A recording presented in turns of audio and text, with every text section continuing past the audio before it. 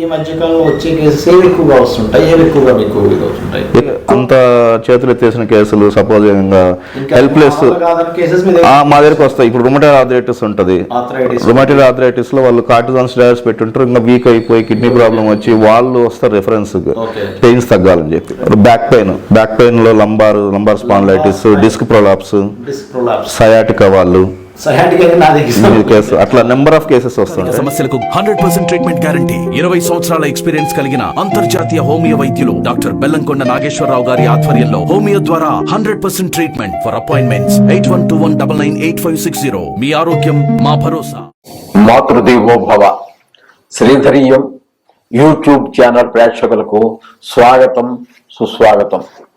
ఇప్పుడు మనము ఫిబ్రవరి నెల గోచార ఫలితాలు ఎలా ఉన్నాయి అనేటువంటి విషయాన్ని గురించి చర్చించుకుందాము. ఇది కేవలం గోచార ఫలితాలు మాత్రమే. జాతకానికి అనుసంధానం చేసుకుని ముందుకు వెళ్ళినట్టయితే జీవితం మరింత ముందుకు వెళ్తూ ఉంటుంది. సమస్యలు కూడా కొంచెం తగ్గేటట్టు ఫలితాలు, సమస్యలు తగ్గి శుభ ఫలితాలు కలిగేటువంటి అవకాశం ఉంటుంది. నేను చెప్పిన రెమెడీస్ కూడా మీరు చేసుకుంటూ ఉండండి. ఇక పోయినట్టయితే ఈ వృషభ రాశి వారికి ఐదవ స్థానములో కేతు సంచారం జరుగుతున్నదండి. పంచమంలో కేతు సంచారము మనకి ఏమాత్రము శుభ ఫలితాలు ఇవ్వజాలదు. అట్లాగే షష్టమ శుద్ధి, అష్టమ శుద్ధి, సప్తమ శుద్ధి, షష్టమ శుద్ధి ఉన్నాయి.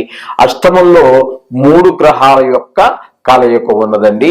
అక్కడ ఏంటంటే 8వ స్థానంలో కేతువు, కుజుడు, బుధుడు, శుక్రుడు 3 గ్రహాల యొక్క కలయిక అక్కడ యుతి ఉన్నదండి. యుతి వల్ల ఏమి ఇక్కడ గ్రహాలు యోగాలు అయితే ఏర్పడవండి.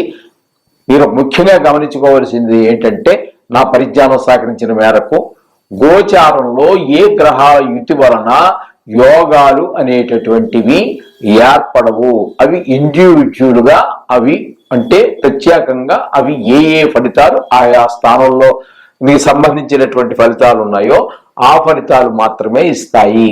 ఏ 2 గ్రహాలు కలయిక వల్ల ఏర్పడవు ఏ యోగాలును. అవన్నీ కూడా మనకి జాతకంలో మనకి ఏర్పడుతూ ఉంటాయి. జాతక ఫలితాల్లో అవన్నీ కనపడతాయి, కానీ గోచారంలో మాత్రం కనబడవండి. ఇక్కడ మనకు పోయినట్లయితే చూసినట్టయితే ఈ కుజుడు గనక మనం తీసుకున్నట్టయితే ఇక్కడ మీకు అష్టమంలో ఉన్నటువంటి కుజుడు మనకి 15 తర్వాత ధనుస్సు రాశి నుంచి మకర రాశిలోనికి ప్రవేశిస్తూ ఉన్నారు. అది ఆయనకి ఉచ్చస్థానం అవుతుంది. అప్పుడు ఆయన భాగ్యస్థానంలోకి ప్రవేశిస్తారు.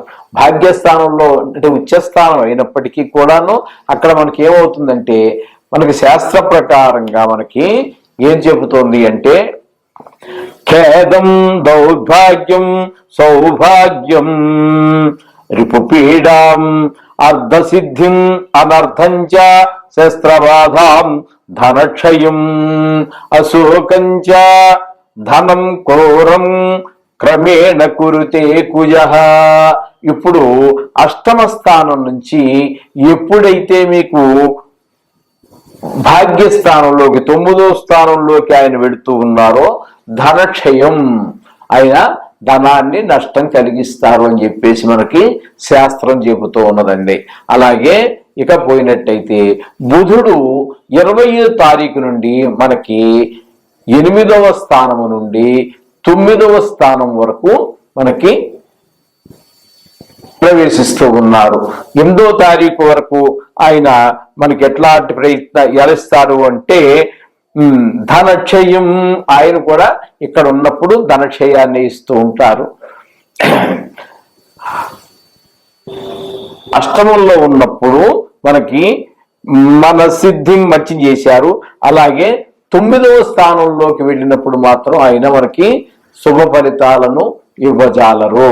అలాగే 8వ స్థానంలో ఉన్నప్పుడే మనకి కాస్త అంటే ఆయన మారే వరకు 20వ తారీఖు వరకు సుఫలితాలు ఇస్తారు. 20వ తారీఖు తరిగిన తర్వాత కొంచెం ధనక్షయాన్ని కలిగిస్తారు.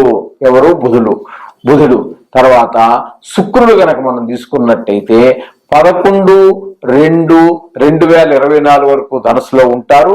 తరువాత అంటే ఎన్నో స్థానం అవుతుందంటే 8వ స్థానంలో అవుతుంది. 8వ స్థానం తర్వాత ఆయన భాగ్యస్థానంలో ప్రవేశించడం జరుగుతూ ఉంటుంది. భాగ్యస్థానంలో ప్రవేశించిన తర్వాత ఆయన యొక్క ఫలితాలు మళ్ళీ ఎంత ఉంటాయంటే 8వ స్థానంలో ఉండగా మనకి చాలా శుభ ఫలితాలన్నీ ఇచ్చారు శుక్రుడు. అంటే ఆరోగ్యం భూషణం లాభం రతించ ప్రియదర్శనం బాలహానిం హృద్రోగం భూలాభం చ 8వ స్థానంలో ఉండగా మనకి ఆయన భూలాభాన్ని కలగజేశారు. ఇప్పుడు మనకి శుక్రుడు 11వ తారీఖు నుంచి భాగ్యస్థానంలోకి మారుతున్నారు కాబట్టి ధాన్యవర్ధనం అప్పుడు కూడా మనకి ఆయన ధాన్యాన్ని వృద్ధి చేస్తూ ఉన్నారు. అంటే ఆయన 8వ స్థానంలో ఉన్నప్పుడు శుభాన్నే కలగజేశారు, 9వ స్థానంలోకి వెళ్ళాక కూడా మనకి శుభాన్నే కలగజేస్తున్నారు. అందుచేత శుక్రుడు మనకి సర్వశుభుడే.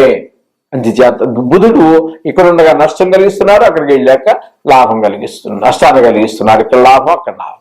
అలాగే కుజుడి విషయంలో కూడా మనం తెలుసుకోవడం జరిగింది.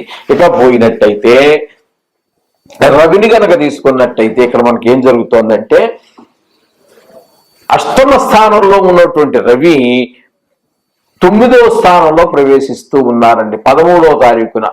ఎందుకంటే ఈ నెల 13న మనకి మకర సంక్రమణం అయింది, మకరంలో ప్రవేశించారు. మరలా వచ్చే నెల 13వ తారీఖునైన మకరం నుంచి కుంభంలో ప్రవేశిస్తూ ఉన్నారు. కుంభంలోకి వచ్చాక ఆయన మకరం నుంచి 9వ స్థానంలోకి వస్తున్నారు. 9వ స్థానంలోకి వచ్చినప్పుడు దుఃఖం, ఆయన మనకి దుఃఖాన్ని కలగజేస్తూ ఉంటారండి. స్థానభ్రష్టం భయం సంపరాం మానభంగం మహద్భయం శత్రుక్షయం వృధాం రోగాం దుఃఖం. అందుచేత 9వ స్థానంలోకి ఎప్పుడైతే వస్తున్నారో ఆయన మనకి అక్కడ మనకి జరిగేటువంటి ఫలితం ఏంటంటే దుఃఖాన్ని కలిగిస్తాడు. అంటే 9వ స్థానం భాగ్యస్థానం కాబట్టి మిగతా అన్ని విషయాలు, భాగ్యానికి సంబంధించినటువంటి పిల్లల విషయం కానివ్వండి, ధన ఆదాయం కానివ్వండి, సుఖ సంతోషాలు కానివ్వండి, కొంచెం దూరం చేసేటటువంటి ప్రయత్నం మొదటి 13 రోజులు మనకు బాగానే ఉన్నప్పటికీ ఆ తర్వాత 15 అదే తర్వాత 13వ తారీఖు వరకు ఒక రకంగా ఉంటుంది. 13 తర్వాత మరి మరో రకంగా ఈ రకమైనటువంటి ఫలితాన్ని మనకి భాగ్యంలోకి వచ్చాక కలగజేస్తూ ఉన్నారు. కొంచెం ఆరోగ్య విషయంలో కూడా జాగ్రత్తగా చూసుకోండి. ఎందుకంటే ఆరోగ్యకారకుడు, ఆరోగ్యం భాస్కరాది చేత్తు కాబట్టి అదొకటం మనం చూసుకోవాల్సి ఉంటుంది. ఇక పోయినట్టయితే మనకి ఇక్కడ శని భగవానుని కనుక మనం తీసుకున్నట్టయితే 10వ స్థానంలో శని భగవాను యొక్క సంచారం మనకి శుభ ఫలితాన్ని ఇవ్వదు, కానీ ఆయన స్వక్షేత్రంలో ఉన్నందున శుభ ఫలితాలు ఎక్కువ ఇస్తారు. స్థాన ప్రభావం వల్ల 10వ స్థానంలో ఉన్నందువలన ఆయన కొంచెము శరీరానికి శ్రమ కలిగించటము, ఉద్యోగం అయితే ఉద్యోగ స్థలంలో శ్రమ కలిగించటము, అలాగే మీకు వ్యాపారం కనుక చేసుకునేటట్టయితే వ్యాపార విషయంలో కొంచెం శ్రమను కలిగించటం, ఈ విధమైనటువంటి పరిణామాలన్నీ కూడా ఆ తర్వాత మనకి అశుభ ఫలితాలు శుభ ఫలితాలు రెండు ఉంటాయి. కానీ శుభ ఫలితాన్ని ఎక్కువిస్తారు క్షేత్రం కాబట్టి.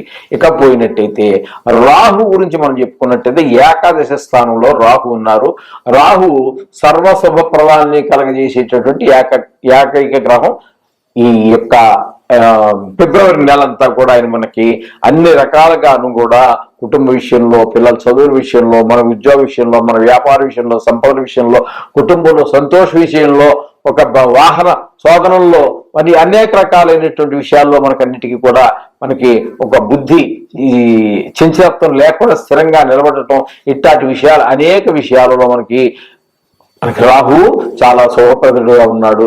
అలాగే గురువును కనుక తీసుకున్నట్టయితే ఆయన వ్యయస్థానంలో ఉన్నందువలన ఆయన మనకి గురు ప్రభావం వల్ల చాలా డబ్బులు ఖర్చు అవుతూ ఉంటాయి. ఆ రకంగా కొంత ఆదాయాన్ని మించినటువంటి ఖర్చులు కలిగేటటువంటి అవకాశం అనేక రకాలైనటువంటివన్నీ జరుగుతూ ఉంటాయండి.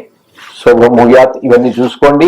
అలాగే మనం చెప్పినటువంటి పరిష్కారాలు, ఆ నవగ్రహాన్ని ప్రార్థించుకోండి, ఇష్టదైవాన్ని ప్రార్థించుకోండి. సర్వం శుభం.